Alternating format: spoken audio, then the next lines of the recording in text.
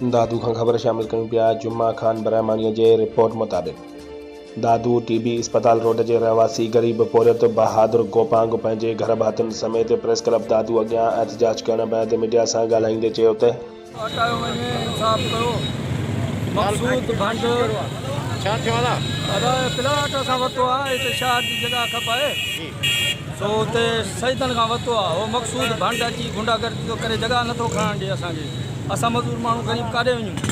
जेॾीमहिल केॾीमहिल औज़ार खयो बीठो आहे, वञूं था जॻह खणणु, चरियूं खोलण थो, डंडा खयो बीठो आहे। असां ग़रीब माण्हू विड़ी नथा सघूं, छा कयूं? इंसाफ़ कयो असांजो।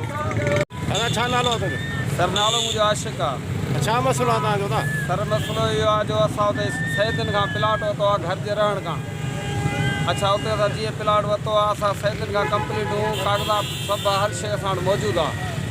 हुते असां पंहिंजो कमु करण था वञूं। इहे चारई भंडिन जेके इहे भताखोर माण्हू आहिनि, क्रिमिनल माण्हू आहिनि ऐं ॿियारी क़िस्म जा माण्हू आहिनि ऐं हिनमहिल बि असांखे मोतबार धमकियूं था ॾियनि। कहिड़ा कहिड़ा भंड? भंडनि मां मेन जेको माण्हू आहे इक़बाल भंड, मसूद भंड, शिराज भंड, गुलाम मुस्तफ़ा उर्फ़ राजू।